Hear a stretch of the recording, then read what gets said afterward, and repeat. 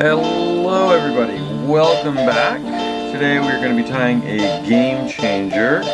Great one that I have found that's been working really well for me for pike here in Maine. But this works really well for bass and some other predatory species. So this is going to be a 5-section game changer. The tail here, these are just mallard flanks from Maine mallard. I'm going to tie 4 in, splaying away from each other, trying to kind of catch them on the side of the hook. This part is not super important because they're going to get pretty messed up. So there we go. If they spin and kind of wrap, it doesn't really matter. It doesn't really matter. Although I will say I definitely don't like it to be too long of a tail. I like it to kind of be short. Kind of a short tail. So there we go. I'll wrap back. Let's see how that looks. Great. So just a little, you know what I mean? Just a little tail back there. Nothing too surprising. And then you can just trim off the excess, and your tail is golden. I'm not going to add any flash onto the tail because there's going to be quite a bit of flash in this fly. It's also going to be white and red. Obviously the colors are pretty much endless, but it's going to be a repetitive feel to it. Basically what I'm going to do is I'm going to make a very small dubbing loop for half the shank. About half the shank, so right there. I'm going to put in some white dubbing. It's just some, not a lot, just a little bit. So there's your dubbing. And then I'm just going to spin it up a few times. Again, I only want like 2 or 3 wraps, so it doesn't need to be anything crazy. And since this is primarily going to be used for pike, I'm going to make sure that my fibers are in there pretty securely. And I don't want them to be too long. So here we go. I'm going to do 1 wrap. And I'm just going to work the fibers back. But you'd be surprised how hard things are with a band-aid on your finger. 2. And oh, that's pretty good right there. Boom, trim that off. Tie it back just to really secure it in there. There we go. I'm going to pull any long fibers. You know, you can brush it out if you want, but for this right now, it's just to add a little flash to it, you know. And then following that, these are just Chinese saddle hackle. What I'm going to do is tie in just 1 here. And since it's the tail, I don't want it to be too big. Because I want it to get increasingly larger as we move our way up. So, work back, boom. So I'm going to kind of palmer these feathers backwards and just make sure that they're kind of laying in the right direction before I go ahead and start spinning them. And I'm going to count the wraps. So that's 3. That's 4, 5, 6, and I'll stop right there at 6.5. So we get 6.5 wraps, right? So I know a few things. 1, the feathers that I pick out should be similar size. So if you're picking feathers out, make sure you're picking ones that are similar size. And there we go. I know that I should do more than 6.5 wraps on my next run. Alright, and there's our tail section. So we'll move on to the next section. Going to be a small hook. This is a really wide gap hook. You'll see it's, you know, almost my whole finger can fit in there. And the reason I like to use a wide gap as a stinger hook on this fly is just it seems to hook the fish more often than, say, you know, a regular streamer hook. And so here I have, this is 30-pound Surf Strand IX7, and it's got this kind of coating on it. It's a metal. I think the color is called camo, but I don't know, it looks brown to me. And so what I'm going to do is tie it in on top. Tie it in on top. Okay. Work back. And then I'm going to, the last section that we tied, it's the same all the way around. So it doesn't really matter which way it goes, but I mean, you know, if you want to keep it right side up, that's fine. And then I'm going to double over my wire, and I'm going to try to catch it sort of on top again. Okay, I'll go forward. Again, you don't want this section to be too much. You want it to have a little wiggle room, right? Like this is probably too big, but I'm going to come back with my thread. So let's see here, that's pretty good. So take your wire, double it back over, right? Double it back over. Doubling it back over just makes that tie-in a little bit more secure. You don't really want this section flying away from you, your tail section, because then everything is kind of messed up, you know. Make sure you have a good set of wire clippers as well. Do not use your scissors. Please do not use your scissors to tie in or to cut your wire. Please don't do that. Alright, and so you still want some wiggle room, but you see I've made the circle just a little bit smaller.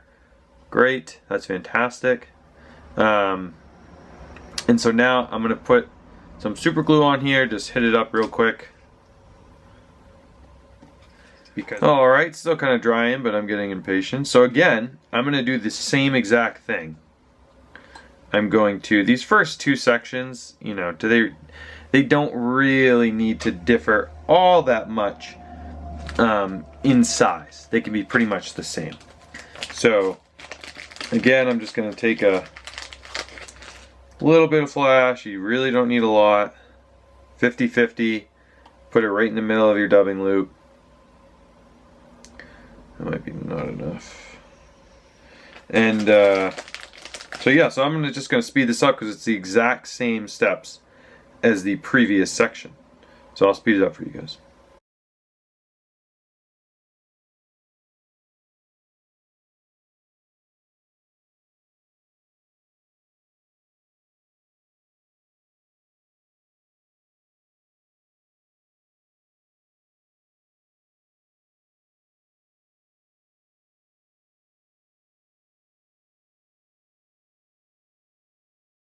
Alright, so there's our two sections in. I just forgot to mention that first section is a 20mm shank. Our next section is going to be a 35mm shank.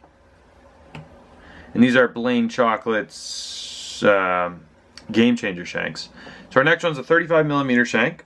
So switch that in, right? And what I'm going to do now is I'm going to do the same thing.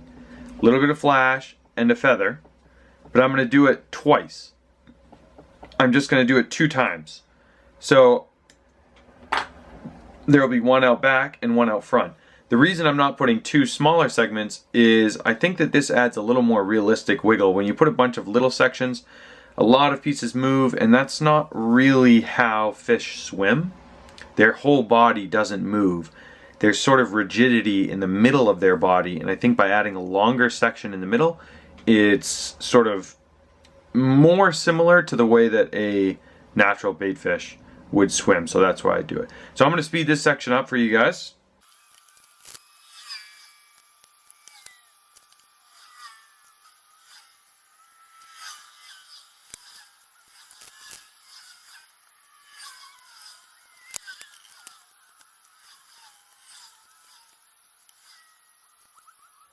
Alright, as I finish up here with my last turn and bring you all back in as to what's been going on, absolutely nothing pretty much been doing the same thing.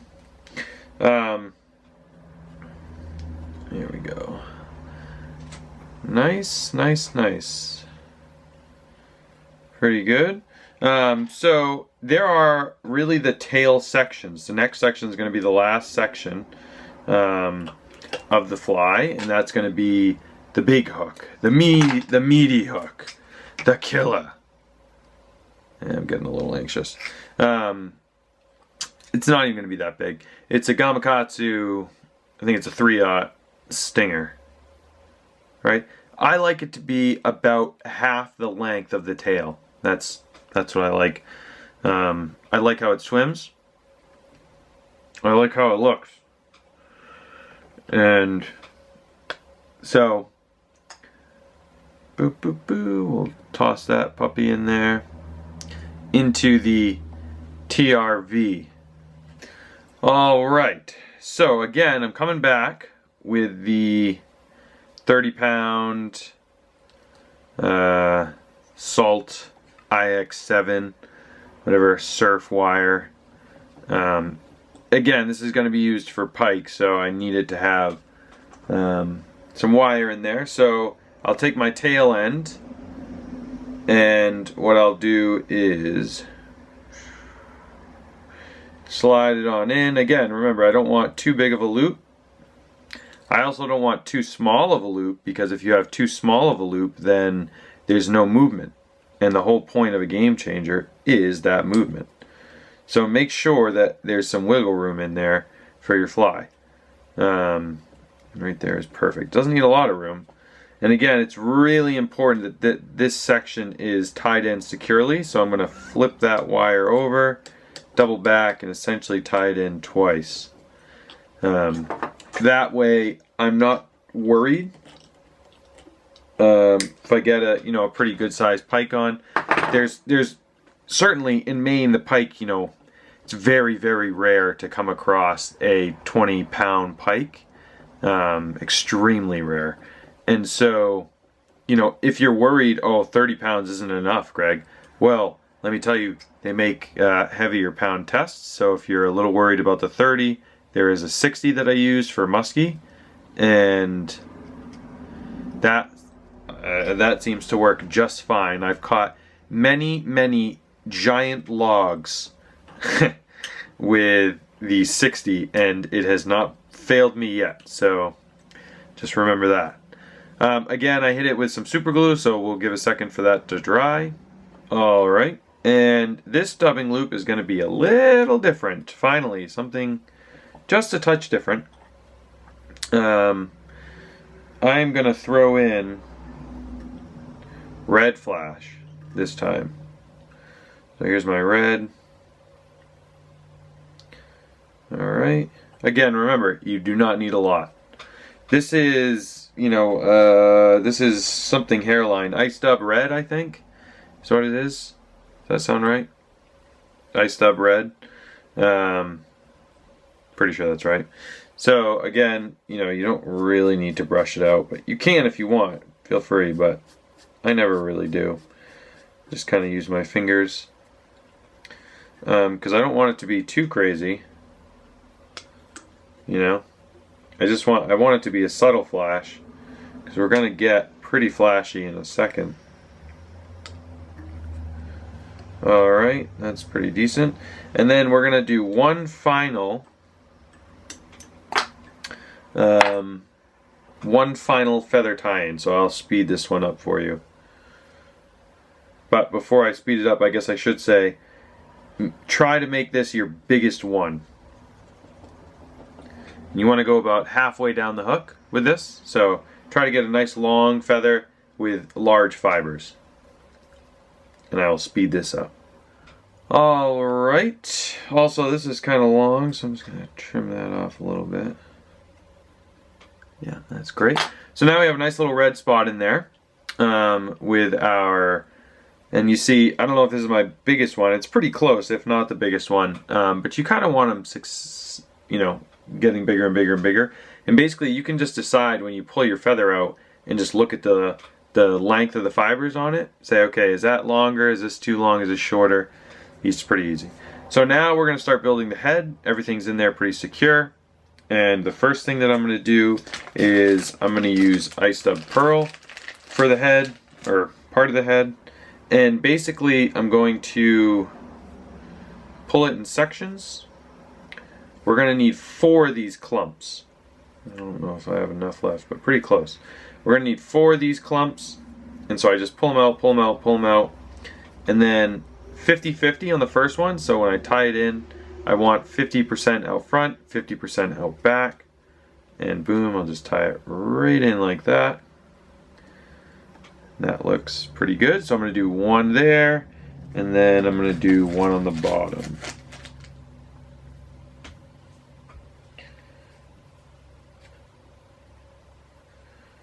Alright, peeling those fibers in. Boom, 50-50.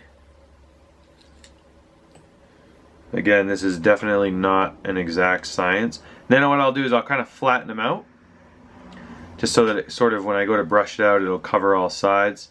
So brush it out, and then boom, I'll just pull these back through my thread, come out front, do a few wraps just to make sure that it's all nice and tidy in there. That looks pretty good. There'll be a bunch of loose fibers. We're not too worried about those though. And we are gonna brush this out eventually. So if you want to brush it out now, feel free. But you know, I usually wait till the end. All right, that looks pretty good. Now I'm gonna do a dubbing loop. This one's gonna be a little more precise. And in this dubbing loop, I'm going to use a new material that I haven't really used before, but it's this ripple fiber. And I just friggin' love it. I think it's amazing. But it is a little long for what I want. So what I'm going to do is I'm going to take it, and I'm going to cut it in half. So I'm going to measure it out, and I'm going to cut it in half. Oop. And now I'm going to put it into my dubbing loop at 50-50, so that, and then space it out, because when you clump them together they don't spin very well. So here's kind of what I got. I don't know if you can, yeah, you can see that. So I just got kind of this nice little couple inch section of this ripple fiber, and I'm just going to slowly spin it. Don't spin this one too fast, because if you spin this one too fast, then what ends up happening is they all kind of get clumpy. So don't spin it too fast, but once you're comfortable with where you got it, and I think I'm pretty comfortable. There we go. Now I'm just going to see if I can pull any loose fibers out. I cannot. So then I'm going to go ahead and wrap it. And you know, since it's a brush, you'll have to work back. You'll have to work those fibers, those materials back as you go. Great. And you're looking to get 3 to 5 wraps, depending on how prevalent you want the red to be. That's 3 right there.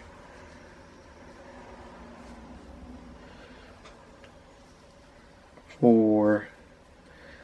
And I like the red, so I'm going to try to get as many wraps as I can.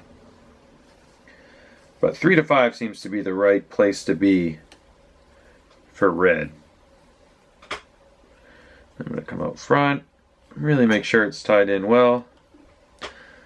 Alright, and so now that's tied in there pretty well. I'm going to come in and brush it out,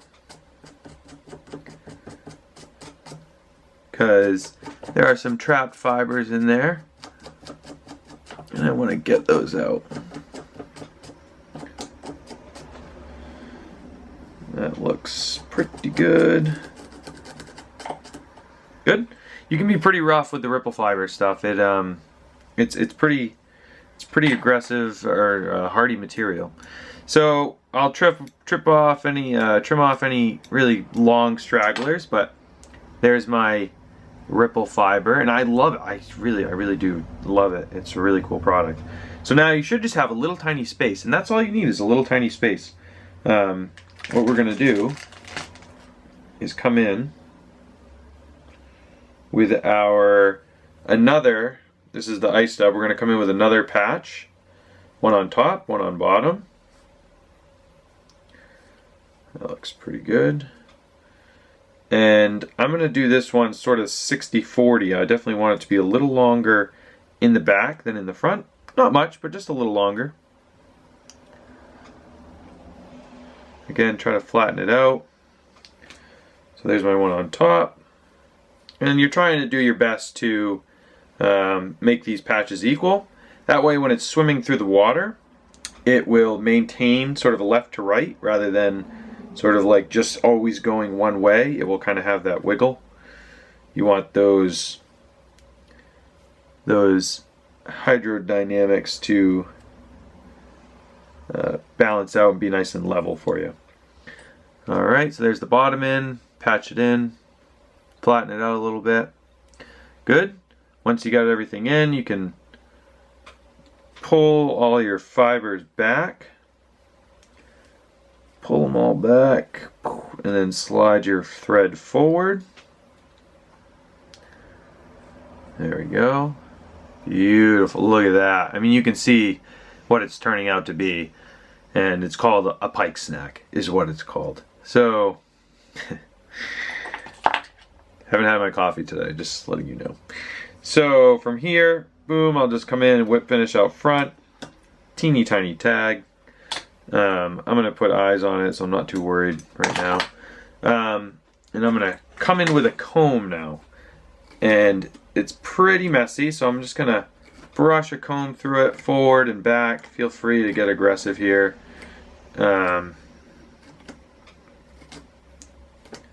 Just get any loose fibers out. Make sure it's nice and equal all the way around.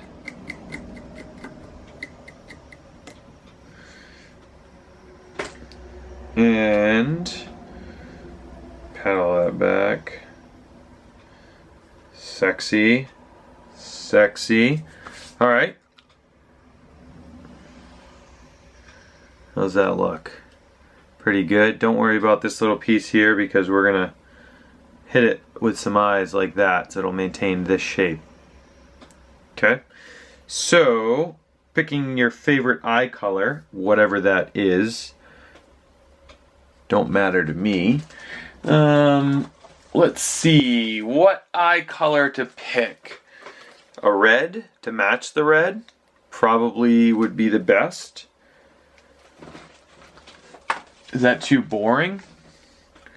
How about like a crazy blue? Maybe an orange? Maybe a yellow. Ooh. Alright, so what I'm going to do is I'm going to take my super glue. I'm going to pull all my fibers back. I'm going to turn the fly on its side and I'm going to put a drop of super glue where I want the eye to be. Alright. And then I'm going to take the eye and I'm going to drop it right where I want to be. Work quickly because, you know, it's super glue. Then I'm just going to put pressure for just a few seconds. Alright, and I'm going to flip it over. And I'm going to do the same thing on the other side.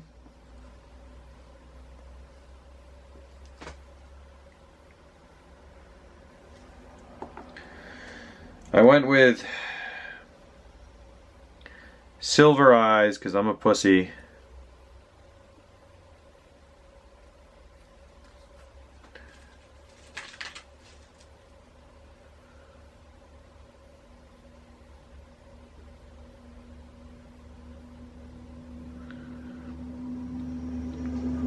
Just had a little emergency there. Yeah, I went with silver eyes because I'm a friggin' softie. Although I do like the silver eyes. And so from here, what you can do to kind of mellow out this stuff, it will lay down in the water anyways, but I like to do is just drop of super glue out front, and then just kind of use it to shape the head a little bit. Just as an added measure of security for these eyes, because again, they are for pike, and pike will destroy them.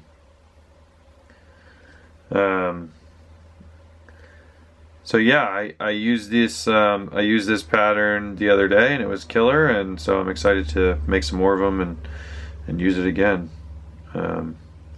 So yeah, so that is kind of your finished product. You know, there's a bunch of little steps that you could do in between. Let me see if I can zoom out here. So there's your finished product, and a really nice pretty easy to cast, pretty light, but you know, it's just this nice little game changer here that has caught me loads and loads and loads of fish. So I might come in and do some sculpting after, but you know, pretty minor stuff. So that's it. That's the game changer. That's the main game changer that's been really killing it for me. And super simple, you know, really easy, and has just, of course, you know, the game changer action that's like to die for, that everyone loves. So yeah, so that's how we do it. If you got any questions, feel free to let me know. Check us out on Instagram. Hope to see some of you tonight at the Trout Unlimited event, and if you can't make it, that's too bad, but hopefully we'll see you at the next one at our event, July 10th. Which you can go on my website, mainflyguys.com, and go under the events tab, and you will see all that is the event that I'm putting on this summer. So, thank you for watching. I hope you enjoyed this. It's a little longer, but I hope you enjoyed it, and we'll see you next time. See ya.